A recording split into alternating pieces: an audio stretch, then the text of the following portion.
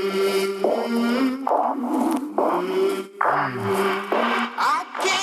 do I know what I think until I see what I say? There's dirt on my hands, strong like a tree. The Green Notebook, There's roots carried by military leaders around the world. Within those pages are sweat, tears, triumphs, and the hard-won lessons of life. Lessons worth sharing. Each week, the team dives into the notebooks of military leaders, business professionals, authors, athletes and coaches, and entertainers to share lessons and help you lead with the best version of yourself.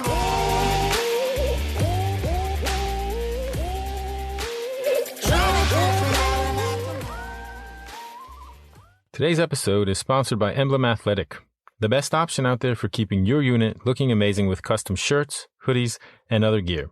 They're a veteran-owned business that specializes in making it easy for you. And if you've ever ordered unit gear, you know how difficult it can be. Emblem knows you have better things to do than design gear, collect money, and worst of all, sort through a bunch of shirts. Emblem takes care of everything, including, get this, free shipping worldwide. When it comes to something like a deployment shirt, you know you're going to have this for the rest of your life. So trust Emblem to deliver the best, guaranteed.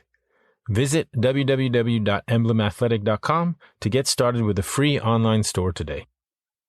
Welcome to another episode of From the Green Notebook.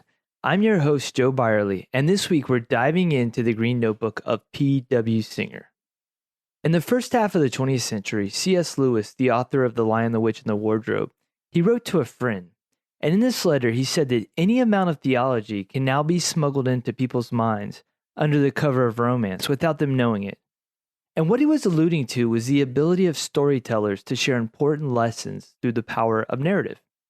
And I would argue that when it comes to smuggling national security challenges into the minds of people through a story, nobody does it better than P.W. Singer and August Cole. In this episode, Singer talks about his latest book he co-authored with Cole, Burn-In, a novel of the Real Robotic Revolution. We discuss some of the technologies from the book, the difference between useful fiction and science fiction, and why he says useful fiction is like a smoothie packed full of intellectual vitamins. He also shares some of the lessons on teamwork he's learned from writing alongside of August over the last decade. So whether you're interested in how artificial intelligence will shape our future, or just looking to read a page-turner, I think you're going to enjoy this episode. So please welcome to the show, P.W. Singer. Thanks for having me. Thank you for coming on. And maybe you can just start real quick by telling our listeners a little bit about yourself and what you have going on right now. Oh, gosh. I think like everybody else, overwhelmed between work and family amidst a pandemic and an attempted insurrection. But when you ask what's going on, I wear a couple of hats. I'm strategist and senior fellow at New America, which is a nonpartisan think tank based in Washington that in particular looks at questions of where technology and public policy come crashing together. As part of that, I am, for New America, helping to put together a project looking at long-term remedies to the mis- and disinformation challenge to our nation. And literally just yesterday, we launched a major program to try and bolster cyber citizenship education in the United States, basically equipping our kids and long-term our nation as a whole with the skills to be able to navigate the online space more effectively, safer, et cetera. Something that's available in nations like Finland that have built up resilience to these kind of online threats, but aren't here. We can talk further. We're also part of a project to try and get this out to the military. The other hat that I wear is I write books, and I think we're going to be able to talk about that. Most recently, did a book called Burn-In that looked at AI, but also past books like Ghost Fleet, Like War, Wired for War, you name it. And then finally do a variety of consulting and new work, in particular looking at the enterprise of what we call useful fiction, which is basically helping organizations engage with trends and technologies and forecasting in new, more effective ways, not just understanding them, but how do they communicate them? So a lot of different hats. My kids, it's tough for them when they're in school and someone asks, what does your dad do? Oh, and I left out, I also teach a cybersecurity class at Arizona State. I even forgot one of the things I do. That's awesome, Pete. And you mentioned the book Burn In, and I remember reading that when it came out. So for those who aren't familiar with it, could you talk a little bit about the book? Sure, thanks. Burn-In is in many ways, a different kind of book in that it's the smashing together of novel and nonfiction. It's a techno thriller. It's set in Washington, D.C., of the future, of the near future. We follow a veteran turned FBI agent as they hunt down a terrorist who's trying to undermine the city, but also tear the nation apart. And through that hunt, however, you also learn about all sorts of questions of everything from, okay, how does AI actually work? What are the ways that everyone from Amazon to the US military to the police to toy companies are planning to use robotics? What are some of the political, legal, ethical dilemmas that we're all going to have to figure out? As an example, algorithmic bias. So what Burn-In is it's, hopefully you enjoy it. It's hopefully entertaining, but snuck into it are over 300 of these lessons, along with the research endnotes to document that it's not what August is the co-author on it. We did the book Ghost Fleet together. It's not what we dreamed up. It's actually sharing across that real world research. So in many ways, we joke that it's akin to what we do to our kids. It's sneaking fruit and veggies into a smoothie. For some people, the smoothie, it's just the good taste. But along the way, you get the vitamins, you get the value. It's the same case here. For some people, it's just to enjoy the story. For others, it's an easy, ready way to understand these issues that they're going to deal with. But frankly, they're less likely to read an academic white paper or a memorandum. This way, they get the good stuff too. I remember reading Burn-In and being like, I'm glad we don't have that technology. And then I'd look down at the footnotes and find out that it is a technology that it's currently available. We deliberately did not set a timeline on it. Sometimes when you read a book, at the top of the chapter, it'll say like January 1, 2022, circa, that sort of thing. We didn't do that because with both political trends and technology, there's certain things that are in motion, that they're going to happen, but you can't put a date specifically on, when that technology is going to be rolled out. And we wrote the book before the pandemic hit, but one of the effects of the pandemic is, and that's probably why you had that experience, is that it accelerated the rollout of a lot of these technologies. It moved forward the timeline. A great example of that is the opening scene of the book. It's set in Washington, D.C., and the character is talking to someone else. And then on the sidewalk, a little wheeled delivery robot drives by. And, that seems futuristic. But that very system that, we then have the footnote to show that it's real, that very system was actually deployed, so to speak, in Washington, D.C. during the pandemic. So it went from the plan to deploy to it actually was deployed. It's delivering groceries around DuPont Circle right now. And so, we're seeing a lot of this move forward. It's sort of the pandemics, political crises, wars, like what we saw, what World War II did to technology. It can move forward the timeline in a lot of this. How did you make the transition from writing books about technology to writing books about science fiction? Well, so I'm going to do a slight pushback at you and say what we're doing is not traditional science fiction. And let me be clear, I love my science fiction, both the reading and one of the things we've been doing as a family during pandemic is I did my fatherly duty and got my kids addicted to Star Wars. So we're rewatching, all the Star Wars and the like. But there's a difference between science fiction and what we call useful fiction, or sometimes the terminology is used of FICINT, short for fictional intelligence. So for us, it has to be grounded. There is a research element to it.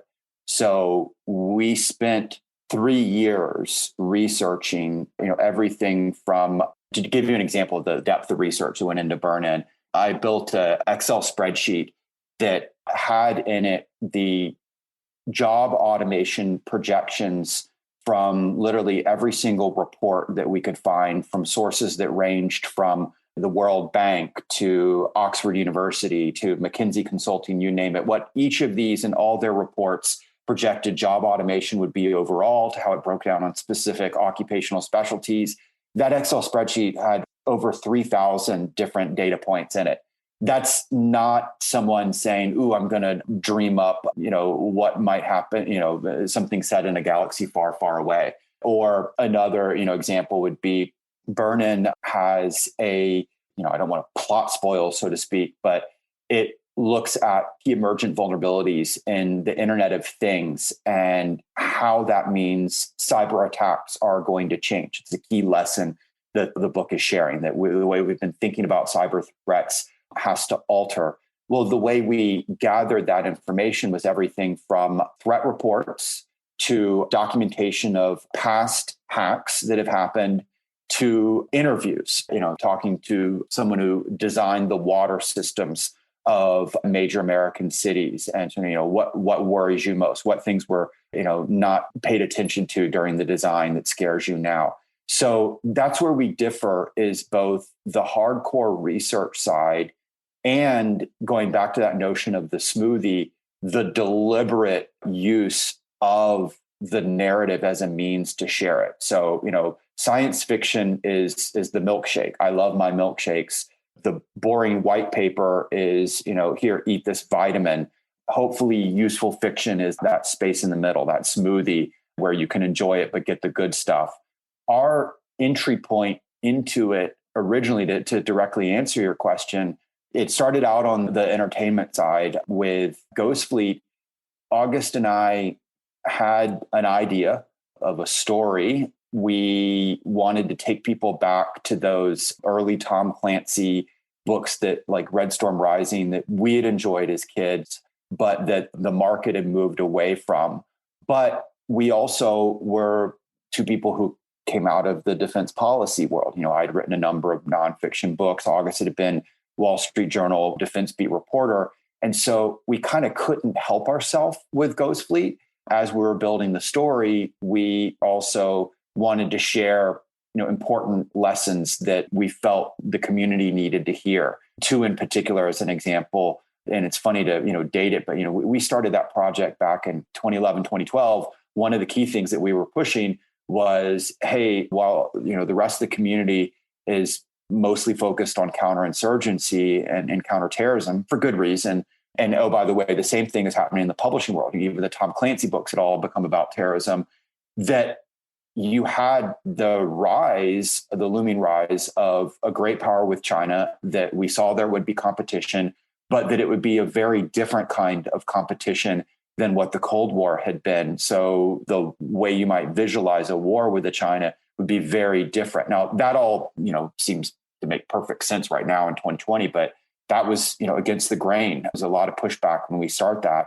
That was one of the nonfiction lessons of it that, we couldn't help communicate. Another was somewhat related to that, is that kind of competition, that kind of war would see what is now become known as multi-domain, that, unlike the battles in Afghanistan, that it would not just take place in the land, but you'd have action, air, sea, places we'd never fought before, like cyberspace and outer space.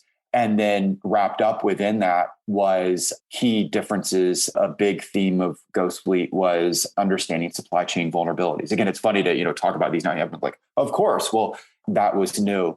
So that's the origin of Ghost Fleet. It starts out more on the entertainment side, but we can't help ourselves. We also do this new strange thing of putting research endnotes in the back of a novel, to specify the rule that every technology, every attack in it is drawn from the real world. That was a big debate with a publisher. They're like, that doesn't happen in novels. And we're like, but that's what happens in nonfiction. And what happened is Ghost Fleet took off.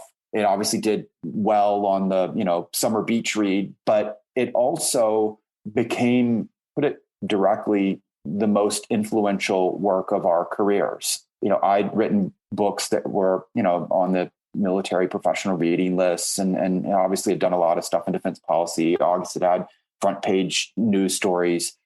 Ghost Fleet trounced all of that. We got invited to brief its real world lessons everywhere from the White House to the tank in the Pentagon to, at this point, over 100 different military units and organizations, everywhere from the deck of aircraft carriers to JSOC, you name it. It led to all sorts of both known and less known policy changes. My favorite is the Navy literally calling a $3.6 billion ship program Ghost Fleet and giving me $0 for it, which, makes me less happy.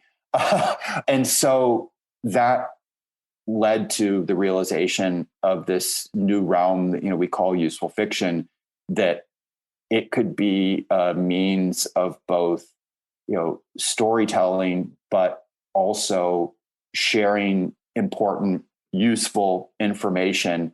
And that led to, sort of two tracks. One, us now with Burn-In, we essentially selected a topic that we felt, a nonfiction topic that we felt was what is the most important but least well understood topic.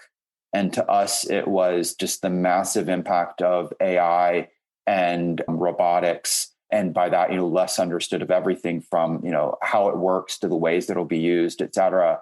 And let's take that topic. Let's use the means of narrative as a way to share that with everyone from public to key policymakers. And it was both a goal, but also an experiment. Could the magic of Ghost Fleet happen again? And we think it did. Obviously, a lot of people have enjoyed the story, but what's been also pretty amazing about Burn-In is, it came out in summer, it came out in the midst of a pandemic, the incredible tumult of summer in the wake of George Floyd's killing. This was not a great time to release a book by any means. I mean, even the warehouse that stored the books had to shut down due to the quarantine, you name it. But despite that, we've been able to share its real world lessons, not just with readers, but we were invited to brief the real world side of it. Again, it's only been a matter of months, but we've shared it with over 50 different military and intelligence community organizations from the US and key Five Eye allies, whether it's CIA to British MOD. The rank ranges from, West Point cadets to 4-star generals to even members of the incoming cabinet. And I was able to at one point brief the new US president on AI and what are the things that it matters for the nation. And that all came out of a book project that's a novel, and maybe because it's a novel. And that's been pretty crazy, pretty amazing. So I think it validates the approach. Today's episode is also sponsored by veteran-owned Alpha Coffee Company. Their premium 100% Arabica coffee is freshly roasted for a bold, delicious flavor. Alpha Coffee supports veteran charities and has donated over 19,000 bags of coffee to deployed troops. They also offer a combinable 10% military discount and 10% off for subscriptions. Taste the Alpha difference.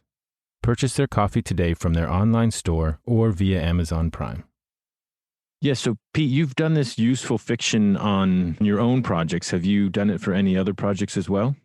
That's what's been so exciting. And one of the outcomes of books like Ghost Fleet and more recently Burn-In is other organizations began to approach us and say, essentially, can you create a Ghost Fleet, but for us, but for our topic, but for our issues? And so August and I began to do this in a lot of different ways. One example was the Norwegian military had a war game. And, in the war games, you generate out lessons from it that are issued in a traditional report white paper. They asked us not to create the scenario for the war game, but rather on the other end of it, can you take those insights that we learned and turn it into a narrative that's more likely to be read? And what was exciting about it is their report on the lessons learned from the war game reached the level of a 2-star.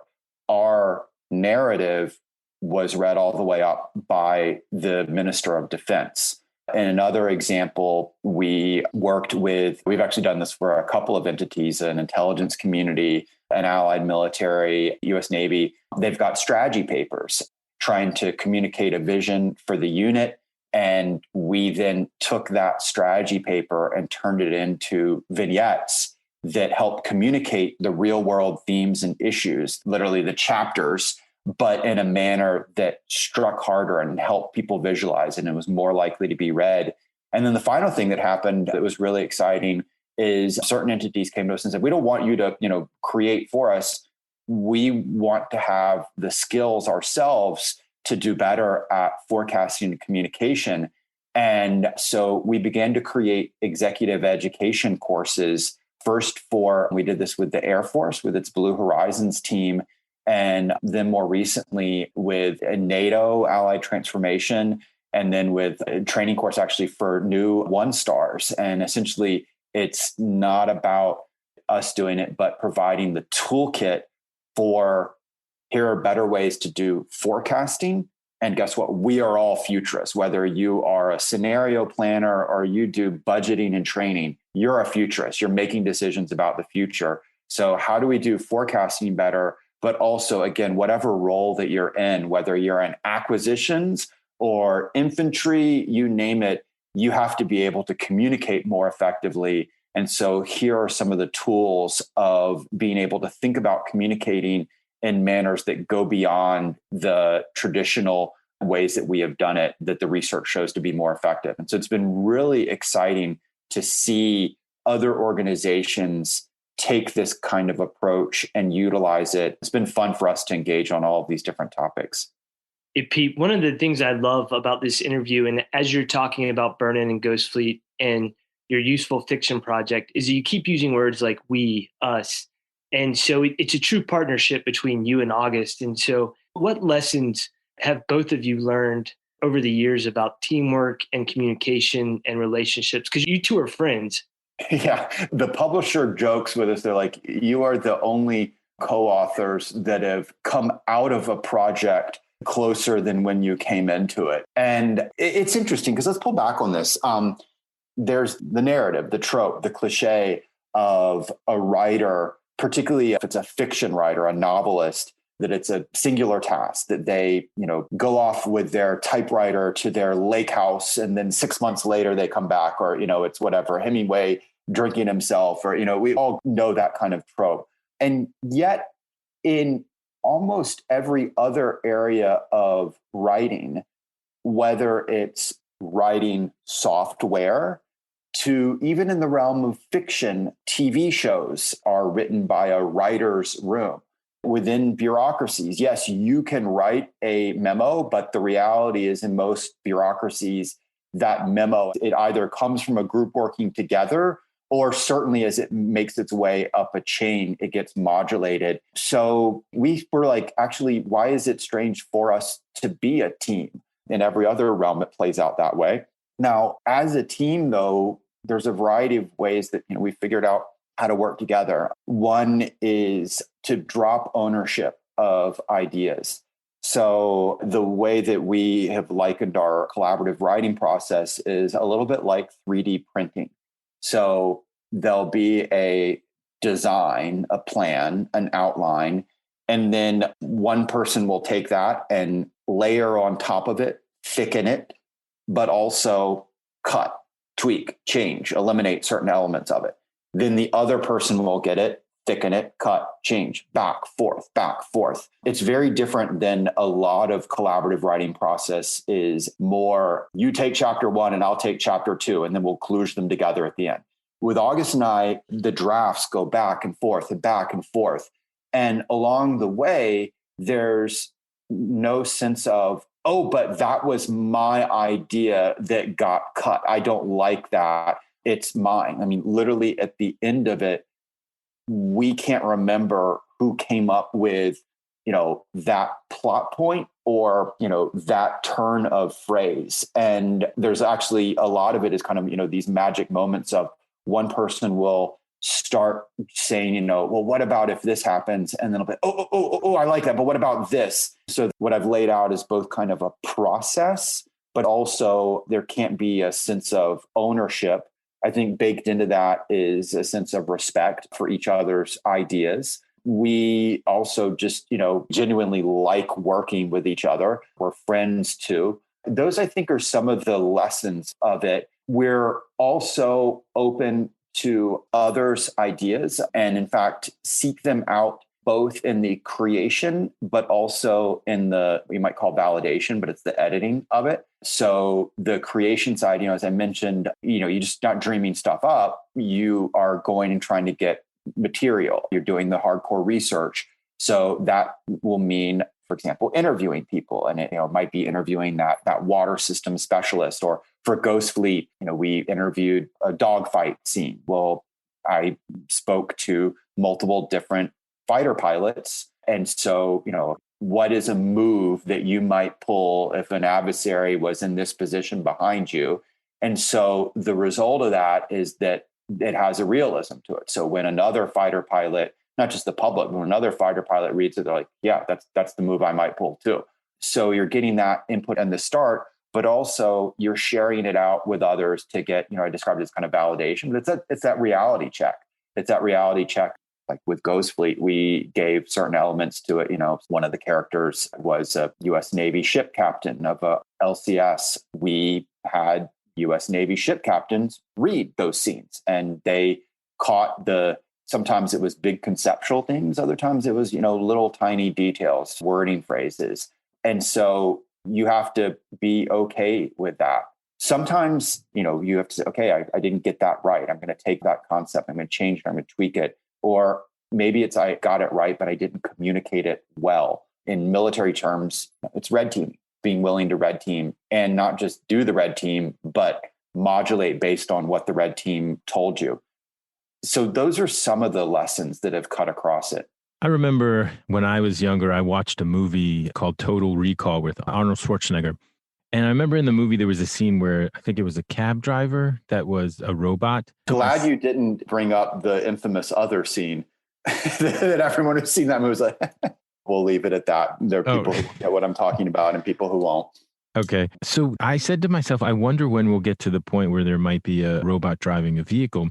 And then about a year and a half before COVID, I was traveling to Tampa, and I was in Tampa International Airport. And I was on that train that goes from the airport to the rental car facilities. And the train is completely electronic, or it's not robotic. There isn't even a driver. And I thought to myself, we're at that point where I thought, oh my God, would we ever be there as a child? When I was thinking, would we ever get there? And we got there and I didn't even notice it. It wasn't concerning that I was on a train with nobody driving. It was concerning that I didn't even notice the fact that it had occurred. So I guess a long way to ask this question is, are there any technologies that come to your mind that you are concerned about if they're implemented or if they become a thing? Oh, gosh. Well, I think that's what Burn-In is very much about, is this idea of there are technologies that are already here or certainly soon to come that, yes, we should have concerns about them because of just how many thorny political, economic, legal, ethical, military questions they raise. So what I'm getting at is I'm not of the camp of somehow you can prevent them from happening. No, they're happening. It's more about the questions that they raise of not only what's possible that was not possible before, but also what is proper, the right and wrong ways to deal with them. And by that, I mean, not just legal, ethical right and wrong, but to the military side, what's the right and wrong doctrine? What is the right and wrong way to train related to this or organize around it? And that's where, I'll hit a couple of the sort of key themes or lessons that cut through Burn-In. One is just like you were talking about there's not this one specific moment where it's no robots and then suddenly there's walking, thinking robots all around us. There's a transition, and that transition plays out literally over decades. And we are in the midst of that. And that means that you will have robotics of all sorts of different sizes, shape, forms, but also more broadly, artificial intelligence. And it'll be playing out in some ways that are visible to you, and that it is shaping the world around you. It might be a decision aid in your tactical operations center. And other times it might be something that's playing out in the background where you don't even know that it's nudging you to take a certain action. You don't even know that you've been influenced by it. The same thing, the size, shapes, and forms of the robotics, that also goes not just in terms of, to use real world examples, a robotic 18-wheeler driving down the highway to a teeny tiny drone that is handheld, that be it a special operations or police or a kid is using to capture video imagery of something on the other side of the hill. It might be physical, that another part of it is going to be their own intelligence and their own autonomy. Some of them will be tightly lashed up to the human specifically telling it to do this, the joysticking from afar. Other situations, it's going to be highly autonomous. So cutting through all of this is, one, this question of how do we deal with a new industrial revolution, an equivalent to what happened with mechanization in the 1800s and 1900s. And, think about the effect of that on everything from war fighting to overall political ideology shifts. So mechanization changes everything from battlefield operations. You get the rise of blitzkrieg, you name it, but it also fuels new ideologies. No industrial revolution, no fascism, no communism, which, we then spend literally decades working our way through. We're going through the equivalent of something like that. As part of that, we also have this question that again plays out at the personal tactical level, all the way up to the grand strategic, which is, what does human machine teaming look like? What are its forms? What are the best ways to approach it? So the question is not, are you going to have artificial intelligence? Are you going to have robotic systems? It's, what are the best ways to use them, and how does the human utilize them, relate to them? What is the effect on the human? And that human machine teaming is really at the heart of the story of both our world, our economy, our military moving forward. It's also the heart of the story of Burn-In. Hopefully, we tell strangely through, someone likened Burn-In to like a buddy cop movie, except, the robot's the buddy. But so we try and use the book as a way to teach about human machine teaming. Pete, thank you so much for your time today. And we enjoyed having this conversation, not only about useful fiction and Burn-In, but also just about the lessons that you and August have learned over the years of writing two great novels that I've had the privilege of reading. So thanks again, Pete, for your time today. Oh, thanks so much for having me. Thank you again to all our listeners for joining us on another episode of From the Green Notebook. Check us out at fromthegreennotebook.com, where you can download past episodes, read some of our previous blog posts, and sign up for our monthly reading list and Sunday email. If you enjoy the podcast so far, please subscribe and give us 5 stars on Apple Podcasts, and follow us on Twitter at FTG Notebook, as well as Instagram and Facebook. You can find us by just searching From the Green Notebook. So this is Jacob Goronsky signing off, and hope you tune in to our next episode. I came from the mud. There's dirt on my hands. Strong like a tree. There's roots where I stand. Oh, I've been running from the law. Hope they won't shoot me down.